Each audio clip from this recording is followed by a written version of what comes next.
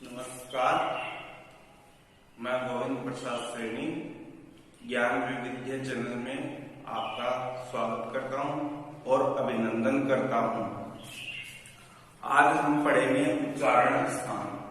उच्चारण स्थान क्या होते हैं, किसे कहते हैं, कितने प्रकार के होते हैं, कौन कौन से उच्चारण स्थान है, उनके बारे में हम डिटेल से यहाँ पर देखेंगे। पिछली कक्षा में हमने पढ़ा था वर्ण के बारे में और अब पढ़ रहे हैं हम उनका वर्गीकरण। जो वर्ण होते हैं उनका वर्गीकरण किया जाता है। तो ये उच्चारण के आधार पर कौन कौन से उनको देखते हैं। तो पहले तो इसकी परिभाषा देखते हैं हम कि उच्चारण स्थान होते क्या है। तो उच्चारण स्थान कहते हैं किसी भी वर्ण का उच्चारण करने पर हमारे मुख का कोई एक अंग विशेष रूप से सक्रिय हो जाता है, अर्थात सक्रिय का मतलब होता है क्रियाशील, अर्थात किसी एक अंग में अधिक कंपन होने लगता है। इस स्थिति में जो अंग अधिक क्रियाशील होता है, अर्थात जो कार्य करना प्रारंभ कर देता है, वही अंग उस वर्ण का उच्चारण स्थान मान लिया जाता है। यानी जो अंग सबसे ज्यादा क्रियाशील होता है उसी को ही क्या है, उच्चारण स्थान मान लिया जाता है। इसके बाद में है उच्चारण स्थान है, वो कौन कौन से स्थान होते हैं हमारे शरीर में, ऐसे कौन कौन से वर्ण जो स्थान है जिनसे वर्णों का उच्चारण होता है। तो उसमें हम है जो वो सूत्रों के माध्यम से पढ़ेंगे कि सूत्र में क्या है। तो जो पहला सूत्र है वो है अकु है विसर्जन्यानाम कंठ है। अकु है विसर्जन्यानाम कंठ है, अर्थात जो कंठ से बोले जाने वाले वर्ण, जो कंठ से बोले जाने वाले वर्ण कौन कौन से होते हैं। तो कंठ से बोले जाने वाले जो वर्ण है वो इस सूत्र के अंदर ही लिखा हुआ है। ए का मतलब होता है यहाँ पर ए और आ। कु का मतलब होता है कैवर्ग। अब कैवर्ग में कै ख घ ढ ये पांचों वर्ण आ जाते हैं। कैवर्ग में कै ख घ और अड़ ये पांचों।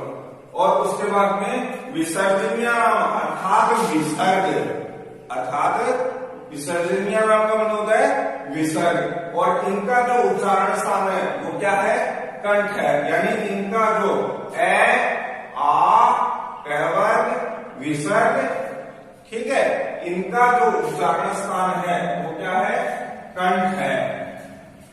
इसके बाद इसमें एक और है, वो है क्या है, ठीक है का भी उच्चारण स्थान क्या होता है, कंठ ही होता है। इसके बाद में जो दूसरा सूत्र है वो सूत्र है इचु यसानाम तालु। क्या है, इचु यसानाम तालु, यानी तालु से बोले जाने वाले जो वर्ण है वो कौन कौन से है। तो इस सूत्र में लिखा हुआ है इचु यसानाम। ई का मतलब हो गया छोटी ई और बड़ी ई। च का मतलब हो गया चैवर्ग, यानी च छ य, ठीक है। चैवर्ग का मतलब छ छ य। और ये का मतलब हो गया ये। और सा का यानी ये से, इस से को कौन सा, तालव्य से। कौन सा से, तालव्य से। इनका जो उच्चारण स्थान होता है वो क्या होता है, तालु होता है। क्या होता है, तालु होता है। इसके बाद में जो तीसरा सूत्र है वो है ऋतु रसाणाम मूर्धा। क्या है, ऋतु रसाणाम मूर्धा। ऋतु रसाणाम मूर्धा अर्थात छोटी री, बड़ी री और टैवर्ग। टैवर्ग में ट ठ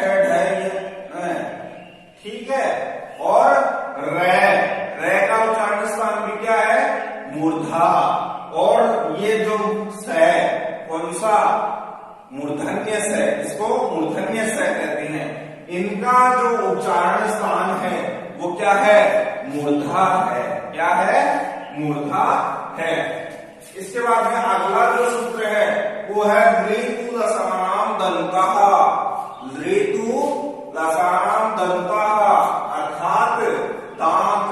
दंता का मतलब क्या है? यहाँ पर दांत। दांत से जो बोले जाने वाले वर्ण कौन कौन से है? तो इस सूत्र में लिखा हुआ है ऋतु रसानाम दंतः अर्थात ऋ। जो ऋ होता है उसका उच्चारण स्थान क्या होता है? दंत। उसके बाद में तय वर्ग। तय वर्ग में वही तथगत है न। ठीक है। उसके बाद में ल। उसके बाद में ल और उसके बाद में स। ये इसको दंत के स कहते हैं। इस स को कौन सा? दंत के स कहते हैं। ये होता है तालव्य, ये होता है मूर्धन्य। तो ये जो दंत के स है इनका जो उच्चारण स्थान, इनका ऋ, तय वर्ग, ल और स, इनका जो उच्चारण स्थान है वो क्या है? दंत है। दंत अर्थात दांत है। इसके बाद में जो अगला सूत्र है वो है उपूप दमान्यानाम। उपूप दमान्यानाम ओष्ठौ। ओष्ठौ, ओष्ठौ का मतलब होता है होठ। ओष्ठौ का मतलब होता है होठ। तो उपूप दमान्यानाम ओष्ठौ अगला जो सूत्र है इसमें देखो जो छोटा ऊ, बड़ा ऊ, छोटा ऊ और बड़ा ऊ, यहां पर क्या हुआ ना? उपूप। उपूप। ठीक है। उसके बाद में पैवर्ग। इसके बाद में पैवर्ग। पैवर्ग में पै, फै, बै, भै, मै, ये जो पांचों वर्ण आ जाते हैं पैवर्ग। इसके बाद में उपधमान्यानाम वर्ण। अब उपधमान्यानाम वर्ण क्या होते हैं? तो जो पै से पहले इस प्रकार का जो अर्ध विसर्ग आता है, पै से पहले इस प्रकार का अर्ध विसर्ग आता है और फै से पहले आता है तो उसको उपधमानीय वर्ण कहते हैं। तो इनका जो उच्चारण स्थान है वो क्या है? ओष्ठ है। इनका जो उच्चारण स्थान होता है वो क्या होता है? ओष्ठ होता है। ओष्ठ का मतलब होठ।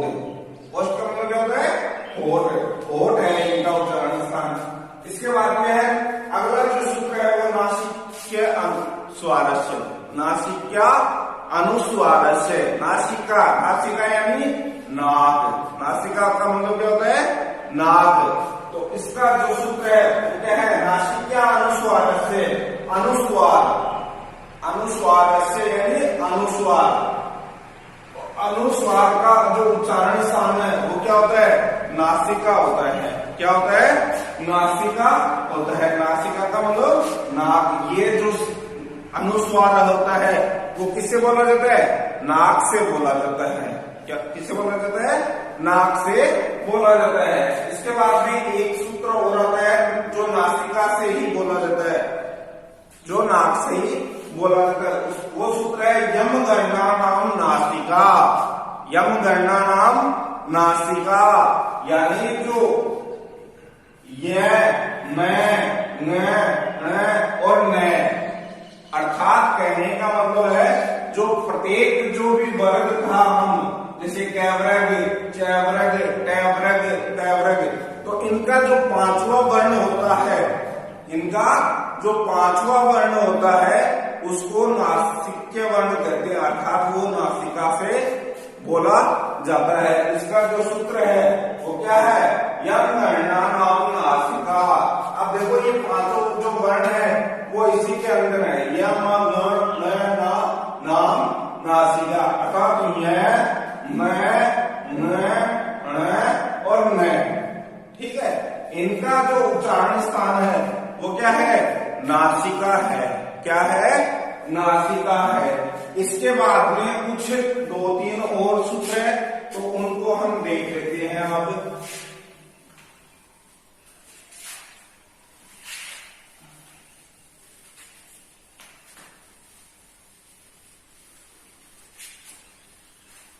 इनके बाद में जो नासिका वर्ण के बाद में अगला जो सूत्र है, ठीक है, उसको देखते हैं। जो 7वां सूत्र है उसका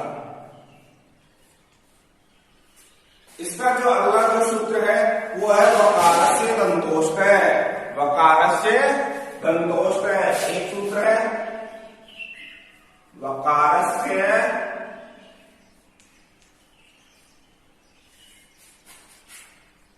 दंतोष्ठ है।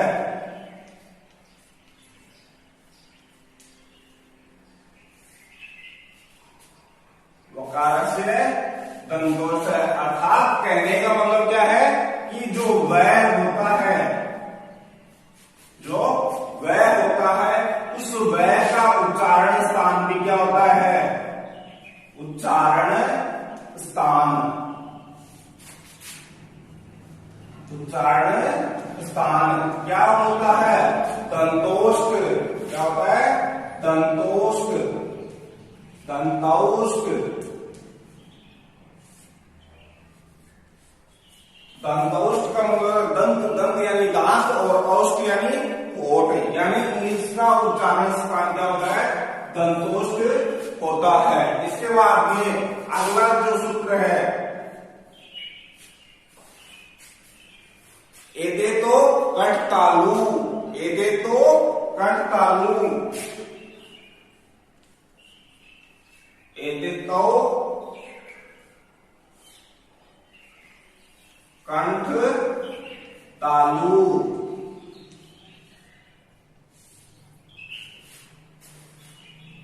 एदे तो कंठ तालु, एदे को मतलब होता है ए और आई, ए और आई, ए और आई, इनका उच्चारण स्थान क्या है,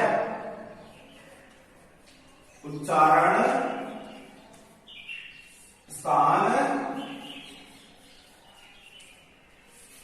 क्या है, कंठ तालु, कंठ तालु। अब इनका कंठ और तालु कैसे हुआ, इनका कंठ, भाई इनका डबल हो गया ना कि कंठ और तालु दो उच्चारण स्थान है, ऐसा कैसे हुआ, तो इसका कारण ये हुआ कि जो ए होता है हमारा, इसका निर्माण किससे होता है, ए और ई से। किससे होता है, ए और ई से होता है। इस ए का उच्चारण स्थान जो निर्माण है वो किससे होता है, ए और ई से होता है। और ए का उच्चारण स्थान क्या होता है, ए का उच्चारण स्थान क्या होता है, कंठ। क्या होता है, कंठ। और ई का उच्चारण स्थान क्या होता है, तालु।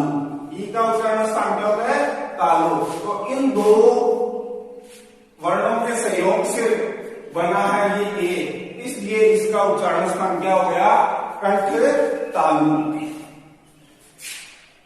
इसके बाद में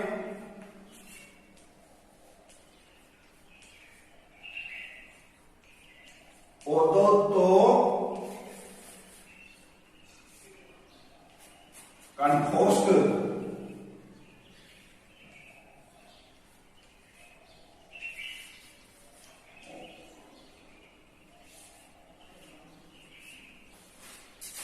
यानी ओ और औ, ओ और औ, इनका उच्चारण स्थान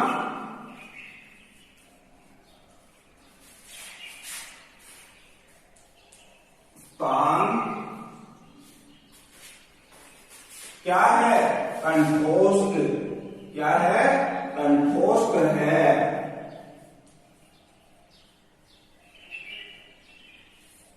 यानी कंठ और ओष्ठ, ओष्ठ यानी होठ।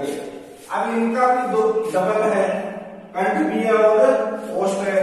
क्यों भाई, ऐसा क्या हुआ इसमें, तो इसका भी जो ओ होता है उसका निर्माण कैसे होता है, किसको जोड़कर हम बनाते हैं इसका, तो इसमें ए और ऊ, ए और ऊ, इसका जो उच्चारण स्थान है, ठीक है, ओ का वो क्या होता है, कंठोष्ठ होता है। क्या होता है, कंठोष्ठ। अब कंठोष्ठ कैसे हुआ, तो ए, वही ए का उच्चारण स्थान क्या होता है, कंठ होता है। ए का उच्चारण स्थान क्या होता है, कंठ। और ऊ का उच्चारण स्थान ऊ का ओष्ठ, ऊ का ओष्ठ, जिसके कारण से इसका उच्चारण स्थान क्या हो गया?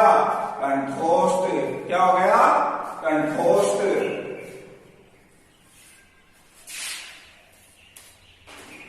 अब देखो फिर से देखो, वकार से कंठोष्ठ है, यानी जो अकेला व है, जो व होता है उसका उच्चारण स्थान क्या होता है? दंतोष्ठ होता है। यानी ये दांत और होठ दोनों से बोला जाता है। व जैसे हम बोलेंगे व, ठीक है, व, तो व बोलेंगे तो हमारे जो दांत और ओष्ठ है वहां पर जो हवा होती है वो रुक जाती है और रुककर बाद में बाहर आती है। उसी प्रकार से एदेतो कंठतालु, एदेतो कंठतालु, यानी ए और ऐ, ए और ऐ, इनका जो उच्चारण स्थान है वो क्या होता है? कंठतालु होता है। क्या होता है? कंठतालु। अब इनका जो उच्चारण स्थान है वो कंठतालु क्यों हुआ? तो इसका कारण है कि ए का जो निर्माण है वो ए और ई इन दो वर्णों से मिलकर बना है। जब हम गुण संधि पढ़ेंगे तो उसमें कहते हैं कि ए और ई बनकर क्या बनते हैं? ए बनते हैं, ए प्लस ओ बनकर ओ बनते हैं। तो इनका निर्माण अ और ई से बना है। और ए हम जानते हैं कि ए का उच्चारण स्थान क्या होता है? कंठ होता है। और ई का तालु, तो इनका उच्चारण स्थान क्या हो गया? कंठ तालु। ओदो कंठोष्ठ है, यानी ओ और औ, इनका उच्चारण स्थान कंठोष्ठ होता है। इनका उच्चारण स्थान क्या होता है? कंठोष्ठ होता है। कंठ और ओष्ठ अर्थात कंठोष्ठ। ठीक है। अब ओ का निर्माण कैसे होता है? तो वही ए का उच्चारण स्थान तो क्या है? कंठ है, और ओ का उच्चारण स्थान ओष्ठ है। इस कारण से यहाँ पर ओ का निर्माण होता है और ओ का, ठीक है, तो ये कंठोष्ठ कहलाता है या कंठोष्ठ उच्चारण स्थान इसका माना जाता है। थैंक यू, धन्यवाद।